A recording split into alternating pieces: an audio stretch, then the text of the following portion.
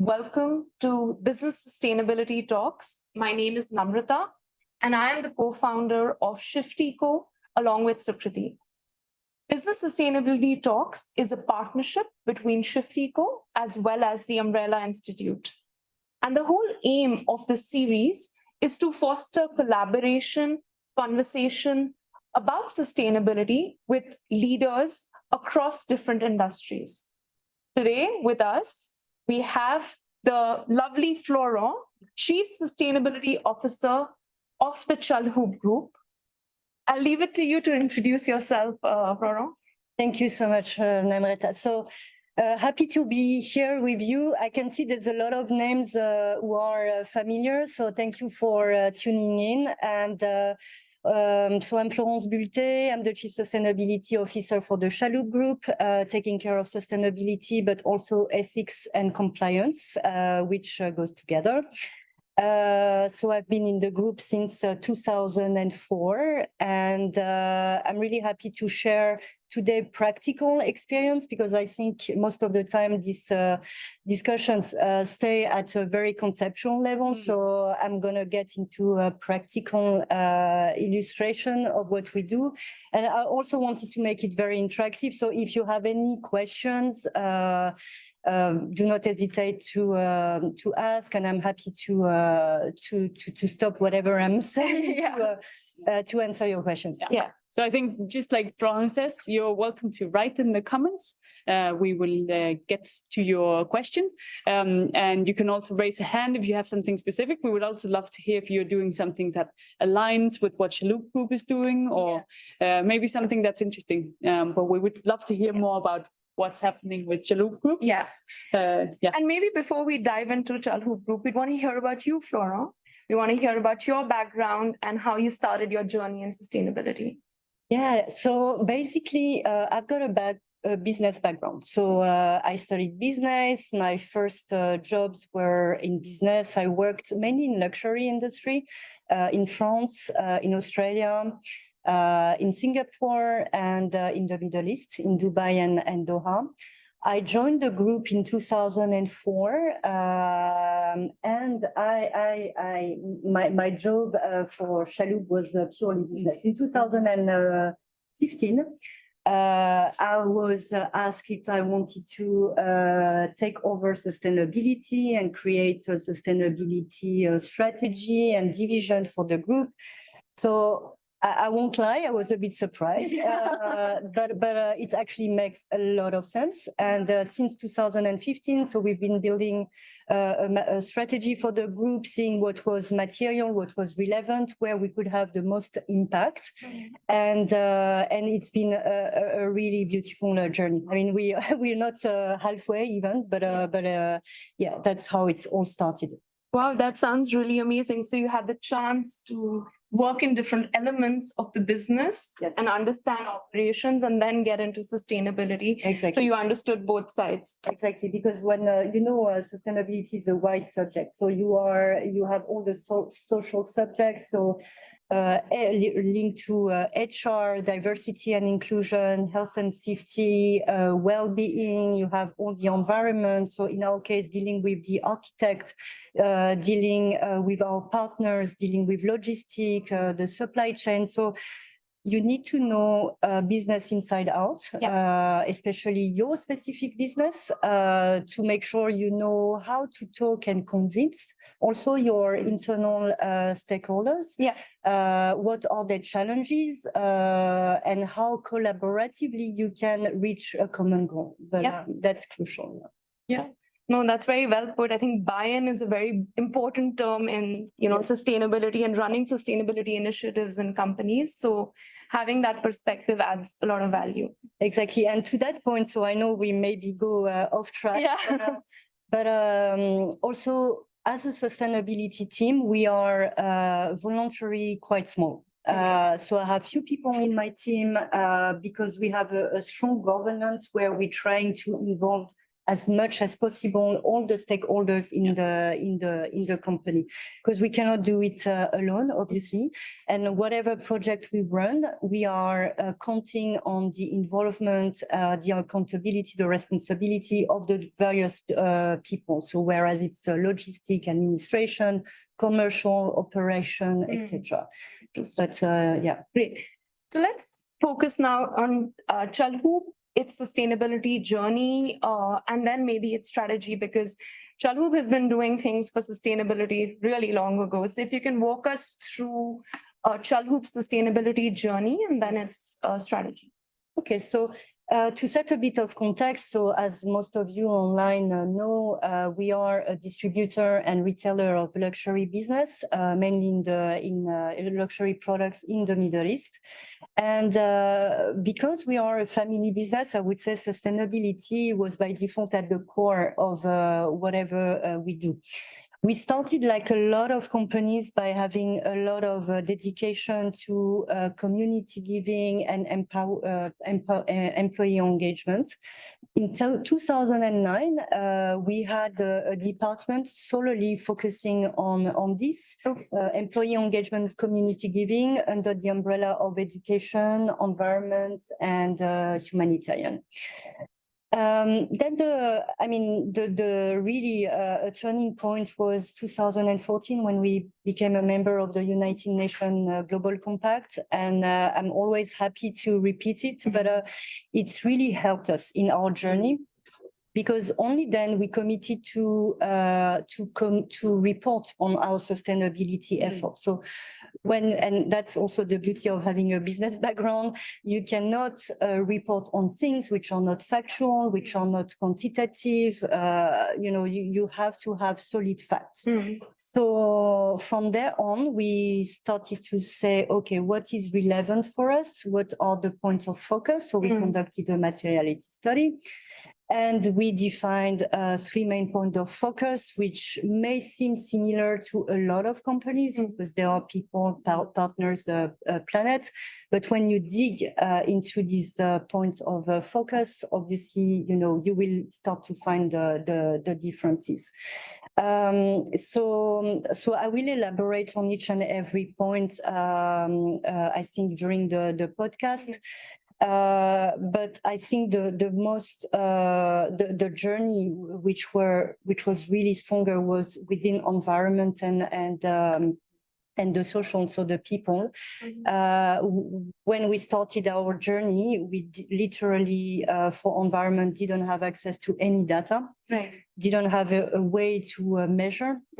So everything had to be put in place, to have a baseline, to start to see where we were at, what were our electricity consumption was, the water consumption, our CO2 footprint, etc. Started to measure, to set targets, to monitor. We built progressively a decarbonization strategy, to a point where now we are at paving the way to our net zero commitment, and we're already committed to our midterm targets. So just to illustrate that, it's okay to start with a blank page and to build some tools and facts. I mean, insisting on facts, solid, concrete to report. And in our case, the commitment to the 2014 to the UNGC was crucial for us. I think it's very interesting to hear this business perspective, because also we meet many times, we go to places and say, no, like, we're running this business, sustainability, it's a hippie thing. It's right. So it's really good to hear that. No, I can tell you, it makes a lot of business sense, because when you, and again, I mean, I'm speaking about environment, but also for social, for diversity and inclusion. If you have a focus on diversity, inclusion, make sure your people can thrive within your company, then you reduce your turnover, your rotation rate, and it's good also for the company. When you're speaking about consumption of electricity, water, etc., every step, every measures that we take aim at reducing our carbon footprints, which is also reducing our consumption of natural energy, which is natural resources, which has got a clear impact on our financials. Right. So it seems like there's a lot that Chalhoub's doing, but maybe if you could give us a little bit of more details on what you all are doing for planet, people, and partners, Yeah. and what would those achievements be in the last decade, say? Yeah, for sure. So for the people pillar, we always had a strong focus on diversity, equity, and inclusion since 2017. And again, that's a tool that I want to share with all of you. We committed to WEP, so it's called Women on Empowerment Principle. It's a joint initiative between UN Women and UNGC. It's really about diversity and inclusion. And when you commit to WEP, you commit to 8 KPIs about around diversity and inclusion, which you have to report on in your sustainability report. More than that, in 2023, we made diversity, equity, and inclusion a strategic focus, a priority for the group. So the way we approached it, we took whatever was done in the past. We created a committee with different functions in the group. So this is also very important because we know more and more that diversity and inclusion needs to be treated in a cross-functional way. So Right. HR has to be involved, but also operation, commercials, sustainability for sure, talent acquisition, etc. And we're focusing on various parts. So it can be the culture of diversity and inclusion. How can we embed and build a stronger culture? Equity. So we're talking about internal mobility, making sure that our 15,000 people can also have a chance, to evolve within the company, being less reliant on external recruitment whenever possible. Pay parity, which is extremely important. So we monitor that obviously year on year. Inclusion of people of disabilities. So that was a major point of focus because we wanted to support the region and the country and all over the Middle East to make sure, we have a pool of talent of people of disabilities, who can be integrated into our group. Obviously, gender parity.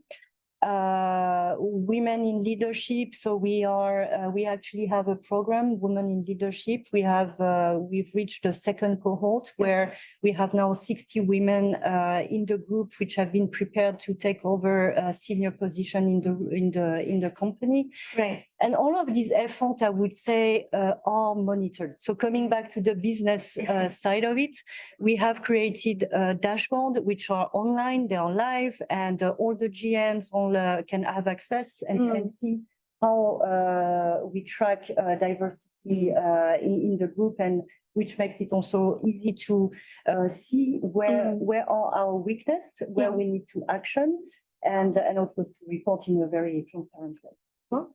So that's one of the people. Yeah. We also have a very strong focus on well-being, whereas it's social, financial, physical, mental, and recently a focus on health and safety and security and environmental framework, where we have a strong lead on this, and we started to report it also on our sustainability report. So that's, I would say, to illustrate the people pillar. Yeah. I will jump to partner after, because the environment is It's a very big one. Yeah. Partners, basically, we want to make sure that we are partnering and working with people who are sharing the same values. It's also a question of risk management. We issued a long time back, like 5 years back, a supplier scorecard where we, based on the 10 principles of the United Nations Global Compact, so environment, labor rights, human rights, transparency, anti-corruption, we share this scorecard with our partners.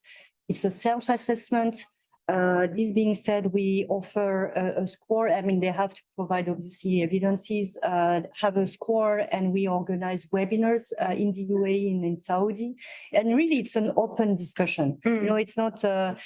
It's to make sure everybody understand our position, where we want to be, our practices, and open a dialogue. You know, if there are some questions, etc. This year, we also rolled out a new partner code that we are asking all our partners, our brands, our service providers to sign. It's available online, so fully transparent and aligned, obviously, with international best practices. So I would say that's for the partner pillar. And planet pillar, well, as I was saying, we were mature enough in 2021 to start paving the way to our net zero commitment. And believe me, there was a lot of work before that. So what does it mean? And it means, that we committed on the 3 scopes of emissions. So in 2021, we created a baseline. We issued some targets, which have been validated actually in April this year. We know by 2032, we'll have to reduce our scope 1 and 2 by 50%. And in same years, 2032, we'll have to reduce our scope 3 by 30%. So it's a huge exercise, knowing that, again, we are a family business. We are in luxury. Our business model is very complex. We work with a lot of providers, and our scope 3 represents 99% of our emission. It means that for us, it will be an acceleration of our decarbonization strategy. So shifting in a faster way to solar energy. We already have 4 sites in the UAE, but and we want to have obviously more and roll it out in other countries. And here, we know that we cannot be as fast as we want, because sometimes regulations are not allowing us to be as fast as we want. We're looking at mobility, so shifting our fleet of vehicles to hybrid or electric vehicle. We're looking at optimization of our routes, for delivery. We're looking at obviously waste management, recycling, and again, the complexity for us is that we can very well manage what is in our warehouse, what is in our back office, but for the stores, we have 700 stores, so we have to collaborate with the more developers, knowing that we are not only in the UAE, we are in all other countries in the Middle East. So that's add to the complexity of the task, but nevertheless, it's going on track, and I think we are able now to increase. We were able the last 2 years to increase our recycling rate by 20%. Obviously, we are looking at efficiency. So efficiency, whenever we can upgrade, our BMS system in the stores, in the back office, in the warehouse, shifting to equipment which are more efficient. We do it, and green building. Whenever we have a new facility coming up, like now in Riyadh, we have a new warehouse. And we're looking at the sustainability factor from the beginning, so from the way it's built.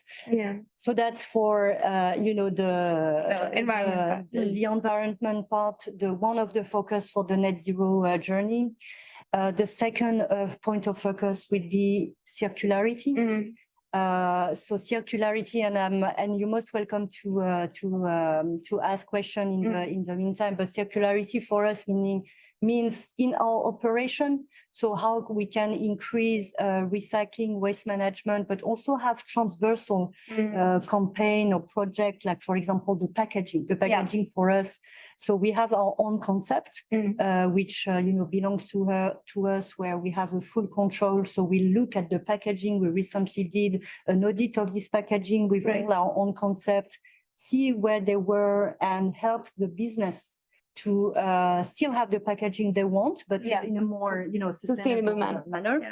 The VM project, so visual merchandising, again, we have 750 stores, so VM is extremely important for us. It's part of our daily life, I would say.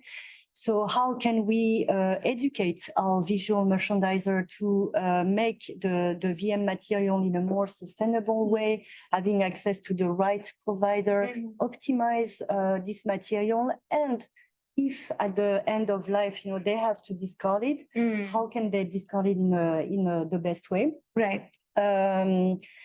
So that's for internal circularity within our operation. Right.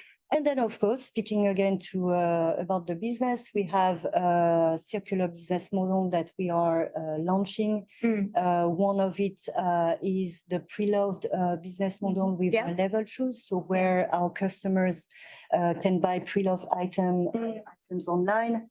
And on this point, when you were saying it's not a hippie, it's not a hippie thing, because it's based on again study, market study, and we know for a fact that in the UAE, 60% of our luxury customers are ready to buy pre-loved items. Yeah. So this development of the pre-loved online concept was actually an answer to a customer demand, so which make it customer centric and makes a lot of business sense. Yeah. We have, if I may mention it, with our brand Christophe, in France. So it's out of the region, but a concept which is working really well, which is the vintage concept. So again, based on some studies, we noticed that customers in France were really open to vintage products. So, I mean, Christophe is as we know, a heritage, very old brand, and people are thirsty for, this type of heritage products. So we are collecting these products in markets in France, refurbish them in our factory in Yonville, and propose them under the vintage collection of Christophe within our boutiques in Paris. We have also the Tanagra rental business. So Tanagra, for the one who knows, it's a gift and homeware concept. And we are offering our customers who want to host a dinner. At home, and they want to change maybe the crockery, the silverware, the crystals, the glass, etc. They can reach out to Tanagra and have the whole setting. So that's a concept also which is proven quite interesting and working well. So that's for developing different business concepts. Wow, I mean, I'm amazed to hear about so many examples of what Chalhoub's doing. But if you take two steps back, Florent, a lot of people wonder how luxury and sustainability entwine. And it's amazing to see the great work Chalhoub Group is doing. But what is your take on luxury and sustainability? For sure. So I think we were quite visionary in 2016 when we issued a white paper. And actually the name was Luxury and Sustainability, is it compatible? Yeah. And the answer was yes, but for many reasons. And we put it on our website, but you most welcome to reach out to me if you want to, because I think it's still relevant. Okay. When you talk about luxury, you talk about craftsmanship, you talk about quality of products, you talk about quality of manufacture, which means timeless. You know, we all know, if I come back to Christophe or a bag which has been made with a lot of good quality material and craftsmanship, it's timeless. It's gone from generation to generation. It can be repurposed. So in that sense, luxury and sustainability for the longevity, I would say, of the products makes a lot of sense. Then you have all the values again of quality, durability, education. When it comes to craftsmanship, again, a lot of investment goes into educate the workers into a very specific know-how, that can also be passed on from generation and generation, and which has got a real value for the society. So it is compatible. Very compatible. No, I completely agree. I think it's a question that people think of a lot. For sure. Yeah. So it seems that Chalhoub Group has been on a long journey. It's not sustainability is not new to Chalhoub. You all created baselines. You all figured out what you all wanted to quantify. You all found ways to get data. So I'm sure along this journey, there have been a lot of hurdles, a lot of challenges. And I know a lot of people attending the session today are probably on that journey. What were some of those challenges that you had in this journey, and how did you all overcome them? I mean, for me, again, and again, linking it to business, it's the access to data. That was the most, because we had to develop tools which were able to first capture the data. We didn't know where the data was. So we had to develop internal software to capture the data, train the people, because the way we are organized, and we want to remain small as a team, we have relays, we have people who are supporting us. So we created the software, we created the data owners, and yes, we've been in the journey for a long time, but I would say it's just the beginning, because we need to automatize it as much as possible, you know, for more accuracy, for more to be faster also. So I would say everything which is linked to data is crucial. And for me, it was a sine qua non, discussion, because you cannot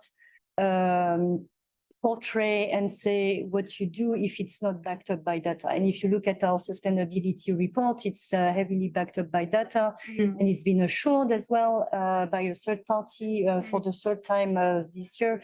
So I would say, to really create this environment where you are progressing on solid ground, so that was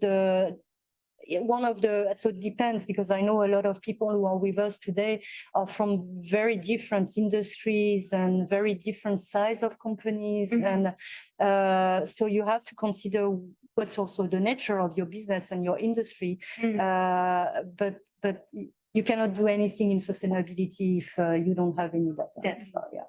And what about, like, it very closely links, what about your culture? Because you have 15,000 people in different places with multiple different titles and Yes. they really specifically focus on really practical things, some of them. Yes. How do you make sure that they understand that it's important to share data? Question. No, it's a very good question. And actually this is key as well, because it's education, and education is the art of the repetition, as I was saying. So we started with first the sustainability report helped. And whenever we issue the sustainability report, we always make sure internally that we have some quiz. We gamify it. We make it fun, so that it's not such a dull subject. We stepped it up this year, where we organized with our com department a game show, which was really nice and make it even more fun. Otherwise, we have a sustainability week, so a full week dedicated to the 3 pillars, where our 15,000 people can be engaged in webinars, in very practical experience initiatives, where we invite stakeholders from outside to speak about sustainability, whereas it's environment, governance, diversity and inclusion, health and safety, well-being, etc. And aside from that, we have relays. So that's part of the governance. But we have people in each and every country. We have one person dedicated to sustainability with KPIs also, which allows us to track and make sure our strategy is scaled down. And we have impact leaders, which are ambassadors. So these are more anyone can be, and we want everyone to be an impact leaders. So meaning that they can be engaged in sustainability, in employee engagement or community giving initiatives, but also in pure sustainability initiative. For example, the packaging subject I was mentioning, or the CM, or the recycling, they can be involved in this type of initiatives as well. There seems to be so much that Chalhoub is doing, and there's so much that you all are doing. But the supply chain of Chalhoub Group is very complex, as you pointed out. So how are you embedding ESG principles in the operations of the company? So, I mean, there is what we can control and what we cannot control. And that's why, so when we can control it, I mean, it's scaling down the strategy, which I was mentioning, which is a no-brainer. When we cannot control it, it's really about, this supplier scorecard, which we are trying to make it even stronger. Yeah. It's about dialogue. It's about the power of collaboration and partnership. And we all know that as much as we want and we need to collaborate, but it's also important to choose the right partner and make sure that, we share the same value. And the value of, I mean, sustainability is one of the major things we want to make sure we share in common, make sure we can have hard discussions sometimes when it's necessary. But I would say we make sure through the partner code, through the supplier scorecard, that we have a lot of channels of discussion on ESG subject with our suppliers. Moving forward, and just to link it also to the scope 3. We'll go further because now we committed to this midterm targets. So we'll start a provider, a supplier mapping and see exactly where our priority providers will be, and make sure we want to align with their practice, their business practice, and have concrete targets with these specific suppliers moving forward to reach our objective. Yeah. Well, that's great. And I think because of the complexity, it seems like it's a work in progress. But what about your day-to-day operations in ESG? How does that align? How is ESG coming to life in the Chalhoub Group? Well, honestly, we have, the example which was coming to my mind was the diversity, equity, and inclusion. We always make sure that we have a 360 element of it. So, for example, we have a DEI strategy, but it's replicated in very practical initiatives or communication, or so. Every day we say DEI is the way we live, and every day you will see something going on about diversity, equity, and inclusion. So whereas you are frontliners, logistic operative, you will be exposed, I would say, because of these initiatives, because of our communication, because of a partnership the group will do, because of if I'm taking HR, they have KPIs. We all have KPIs. Managers have KPIs on DEI. So it's really integrated in the way we do business. Talent acquisition, making sure in the way we recruit, we are conscious about this inclusivity. Yeah. Great. I mean, so many good things. I can see that there are a few questions, especially from Adi. I think the first question you have, we answered it partially. It says, what are strategic and operational challenges that you face in decarbonation and the net zero plan? Yes.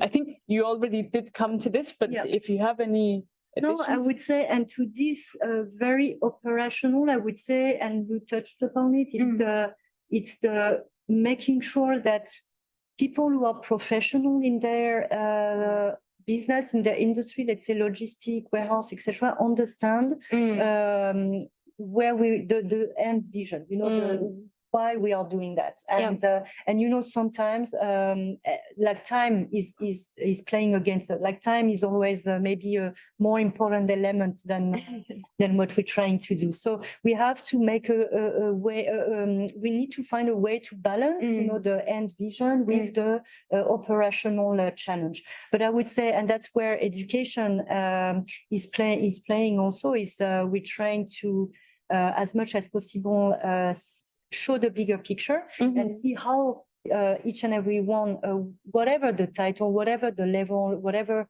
if they sit in the UAE, in Saudi, in Kuwait, they know they have a role to play. And this is education. And that's what we're trying to do through communication of the sustainability report or the sustainability week or this impact ambassadors. The ambassadors, for me, the main the main, I would say, criteria to be an ambassador is to know what we are doing and to be an advocate. You know, like they need to, any ambassador, if we ask them, you know, what are we're doing at Chalhoub for sustainability, they should be able to answer. We're also in the time of these big net zero pledges, right? Yes. We're a few months before COP28, and we can, like, what I see a lot, at least, is there's a lot of net zero pledges, but it's all interconnected, right? If I don't go net zero, my neighbor will not be able to go net zero, and the country will.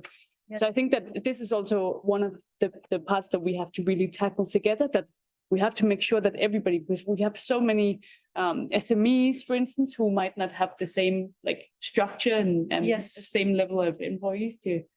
So there's a lot of work in this whole net zero and decarbonization. That's really like partnerships.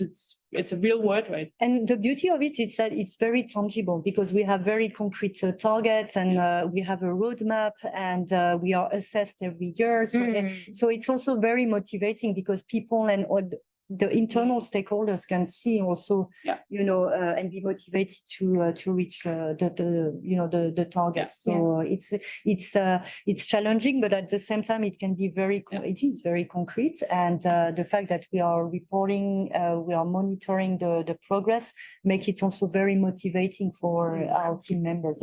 Yes. It's really about shaping the company, like it's a company that's old or could be old or young, but doing something to really make sure that it's and to your point, and doesn't make you know, whatever, even if you are a startup, it's about the mindset. Like to have the mindset, does it make sense? Like I want to do this thing, does it make sense? You know, what value does it bring? You know, how good it is for the environment, how good it is for my people, even if, you know, we are 3 people in the startup. Does it make sense? I think that's a question that, does it make sense? And does it have a business sense? Obviously, because I think that's the questions we need to ask.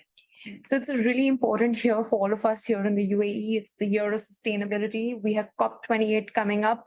I think it's 100 days left or less than that now. What is the significance of this for the region, for the UAE? And how can companies play a role in all of this? I mean, I would say, so for the company, I guess it's an opportunity. It depends on the company, but I would say for the smaller company, it's a great opportunity to know what's going on and to find some chances and to ways to collaborate, you know, and to share experience. You know, like they will have a lot of, I think, discussion within the COP, but also outside the COP. And it's great opportunity to learn from peers, from people from the same industry, see what they are doing, how they can participate, find partners. Then for bigger companies could be also finding a solution like tech innovation. I think would be a great platform to progress and see how we can enhance our internal ways of doing things. For the citizen as well. I mean, you know, I'm always talking about individuals. I mean, at the end of the day, we all citizens of the world. And I think it's also a great opportunity for each and every of us to try and understand what is at stake. You know, why are we speaking about this subject? Why are all these nations coming to Dubai and discussing, taking a stock take and what's going on? And, you know, why are we doing that? And how can I be involved as part of a company or as an individual? Yes. And this really also talks about the same thing we said before, right? The global stock take is really about looking at, of course, what each nation is doing, but then trickling that down into communities and businesses. Exactly. So it's really an exercise. And I really believe it's a systemic thing because it's you know, it's a system. It cannot be a nation without a country. I mean, some of nations without a country, without you know, companies, without people. Everything needs to be integrated. So that's why I'm also insisting on the power of the individual, you know, like, and linking back to the, you know, for a very practical example of the pre-loved items. As a person, I can choose to buy pre-loved items, and I'm contributing, you know, to the bigger picture. Yeah. So even you mentioned customers, like I think the customers are very interesting because there's somehow a gap between a lot like you talked about with the white paper, that there is something about sustainability, but there's also something about luxury. Like, are you seeing your customers, like, are they challenging you and asking for things that they didn't used to do? I would say yes and no. When it comes to brands, in luxury, what we say is that if people like a brand, they like the brand, and they assume in luxury that it's done in the right way, and you know, 99% of the time they might be right. But for all the customers here, I mean, and I would invite actually customers to be more challenging, even if you assume. So to your question, it's yes and no. We have people who care, and people who are, you know, still they don't think it's a major decisive element of buying a product. But to this, I would say, but check, ask, challenge the brand, challenge us, like because the progress comes through challenges as well. If we're not challenged, as a company, as a brand, you know, it's very easy to keep on doing the same thing. So I think the main role of the customers would be to be even more demanding.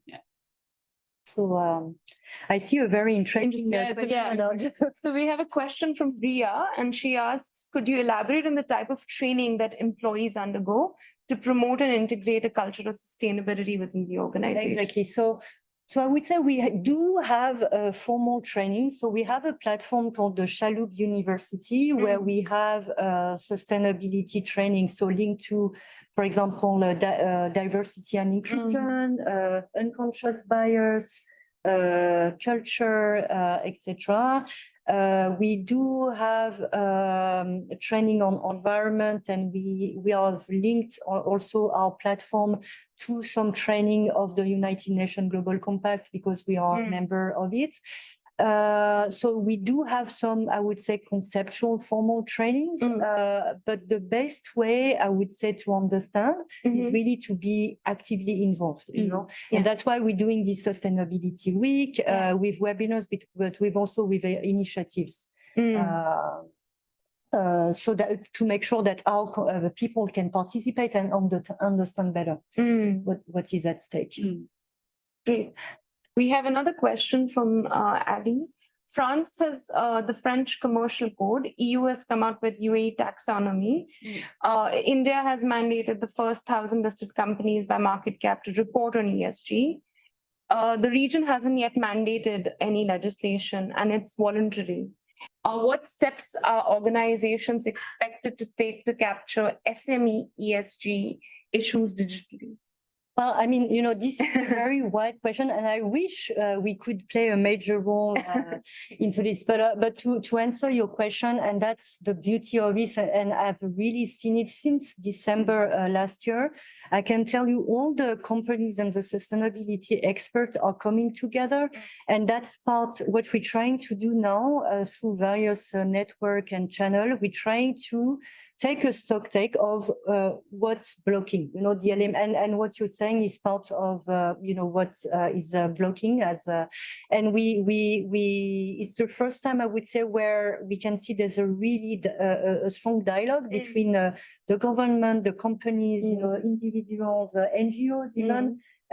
So the way we can play, and it's not only us as Chalhoub, but it's all the companies to be part of this network, to list down, okay, this is blocking, how we can make progress, and to open a channel of conversation with NGOs, with the government, and that's the right time. There's an open channel right now, thanks to COP. And what I'm always saying is that COP is not the end; it's just the beginning. So because this, what you mentioned, will take time. But I think it's a perfect time for all of us, all the experts, and the companies to say and voice out what's blocking and find the right interlocutor to direct our question and our expectation to. Yeah, and this is also where the governance of large organizations as yours really play a big role, right? If you have governance metrics that make sure that you, for instance, adhere to the 10 principles and you ask the SMEs to do the same, then something happens, right? Yes, and honestly, this, and that's why, I mean, one of the advice, aside from having backing everything up with data, is really to keep assessing yourself. So be part of some association initiatives, UNGC being one of them, but which is relevant for us. We also have EcoVadis for us. Locally in Dubai, there's the Dubai Chamber of Commerce, who's got a very good CSR label assessment.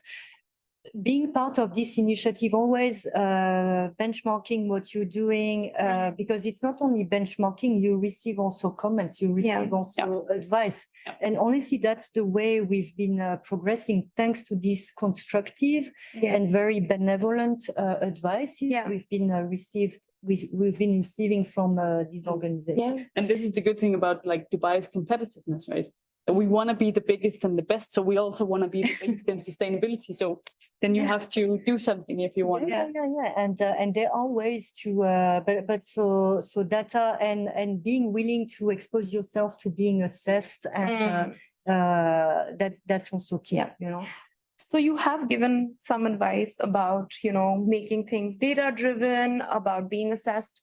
A lot of people attending here are looking for tips and things that they can do in their sustainability journey in their companies. What other advice could you give them that they could kind of incorporate? So yeah, we've talked about, I mean, some of you, some of you are at the top of the company, maybe founders of SMEs, etc. It's important that the tone is given from the top, like to give the vision, and that's a great help. We talked about governance, and it's a way to structure our efforts, because as you were saying, it's so wide. We cannot be lost in translation, So having a strong governance. So for us, we have a sustainability committee, which is not an advisory committee. It's a very hands-on operational committee with different heads of business who are very involved. We are also reporting to the executive committee, to obviously to the CEO.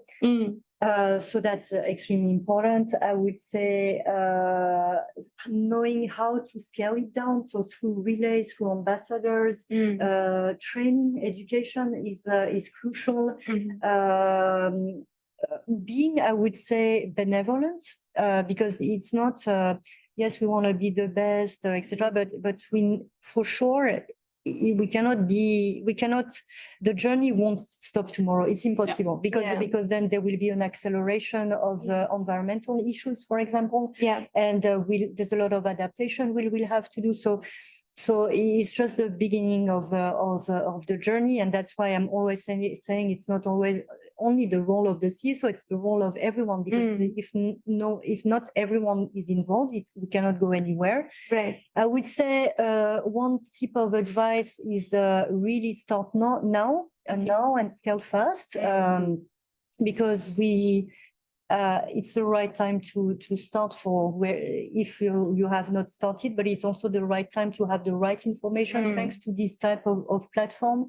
Maybe what I'm saying, this experience will resonate with some of the business, but during COP28 there will be plenty of opportunity to share experience. So have to be thirsty about getting this information, but the most important is to start now and again move fast, even if we fail in the process. But again, it's a journey, so it doesn't matter, and that's why we need to be very benevolent about being constructive and accepting failure and being, something which is not going as per the plan. Yeah. So, and the last thing would be to be part of an organization which could help you move faster, because there's no need to reinvent the wheel. So I know for if I can mention UNGC, they have a set of accelerators there. So they have the Climate Action Accelerator, where when you are a member, you can be part of this. You have the Gender Parity Accelerator. They will launch next year the SME Accelerator. So we are already, we are not on track. Everybody knows the 2030 agenda. So whatever you can do to move faster and leverage the existing tools that are open to public, then I would really advise to do that. I really like that advice. Move fast, move now. It's very powerful. So I know we spoke a little bit about companies. Let's move down to all of us as individual consumers. We all have a role to play as well. So any advice as consumers, because our actions play a big role as well. So is there any advice that you can give everyone attending on how they can be better consumers and what they can do to... I mean, and again, it's your everyday life. Like how you were asking me, how do you integrate ESG in your daily business life? So it's the same for us as an individual. So it's the product you buy. So I don't want to mention any companies or anything, but for example, food waste. Food waste, it's a big issue in the country, and I'm super glad to see that there are organizations which are really stepping up and providing us solution. So now you can looking at where your products are coming from. If you can buy products which would have gone to waste otherwise, so now you have companies who can do that. By proximity, give so again, I'm speaking about food. I'm hungry, I don't. But local, buy local. When we speak about our products, don't hesitate to challenge whatever so fashion, cosmetic. Look at the labels. Can it be tracked? Ask questions, check online, check the company. You may like a brand, but go further and see what are the values of these brands, what are they doing for sustainability, how can they showcase, how they do showcase their efforts. Is it just a claim or is it backed up by data? So you have a real power. I mean, we have a real power as customers. The thing is that we need to trigger this critical sense, and for us, being French, critical is not complicated. It's very easy. So, but I always say critical in a very positive way, in a very because we want things to be better. So question, always question. Like don't take anything for granted. No, I think that's really great advice. I think we as consumers really do need to question more, ask more from bigger, more established brands. It's such a big question, isn't it? Or anyway, this is being a consumer is really big responsibility. And again, it's not about you will also help the brand you're questioning, because maybe the brand and that's what we observe. It's not that people are not willing, so nobody brought them to their attention. So if a customer bring up something to a brand, it might be a wake-up call for the brand. It might be a point of focus. So it's also, I also see it. I'm really not seeing it in a shaming, blaming exercise, but in a more pointing out to support and to help the journey of the brand as well, because at the end it will help all of us, and what we're trying to reach. So how do you describe your vision of the future for Chalhoub Group and sustainability? Look, I mean, for me, it will be again a lot of with this commitment to the paving the way to net zero. For sure, it will be a major point of focus for us. So I would say structuring things, but also discovering challenges and opportunities in the process. Mm. Now we committed to in paving the way to 2040. Mm. So it's a long-term thing. So I can imagine that there will be a lot of challenges and Yeah. also opportunities. And new things that Yeah. come up, right? that need to Exactly. be So, addressed. to answer your question, is keep our vision, keep our objectives, but knowing that we need to adapt a lot. Like we need to be super agile and flexible and find creative and innovative and find ways to adapt. I know this will be the journey to reach our. There are a lot of information that we don't have yet because at this precise moment of time. So it's really about discovering how we can reach our goals, adapting to, whatever we will discover, and also so challenge, but also opportunities. Because when we talk about technology and innovation, I'm also hoping that we'll have more ways to cater for our challenge and solve our challenge in the near future in this journey moving forward. Yes. I'm very optimistic by nature. Great. Optimism is required. So to be mindful of time, wanted to do some closing remarks from you as well, Anne-Marie. Any closing remarks? No, I think this has been very insightful. Yeah. There's so many things to say, but like you've done a lot of work, and I think the 99% scope 3 emissions, there's still a lot of work. Yes. A lot of partnerships, a lot of boxes that needs to be opened and reassigned. I have one question as well. Could you see a future where each and every single Chalhoub employee is a sustainability team? Like that's the sustainability team is Chalhoub? A very good question, and that's our goal. Honestly, for me, moving forward, so we know we always have new joiners, but it's less of an issue because the younger generation or the newcomers. I mean, I'm not saying newcomers are always, in the younger generation, but it's younger generation. There's no issue. But you're very right, and that's one of our objectives. We want our 15,000 people to be an ambassadors, and it's for me, it's a very strong objective. Because we see also beyond the Chalhoub group walls, we know that, for a lot of our initiatives, we are involving the families and the kids, and because we see it beyond. Also, we see if you are educated wherever the channel, maybe it's your company is one of the site where you can be educated, but then we know that the people will take it in their home and in their universe. So you're very right, and that's a very good closing point. I think it's our objective because we know that if there are, then there will be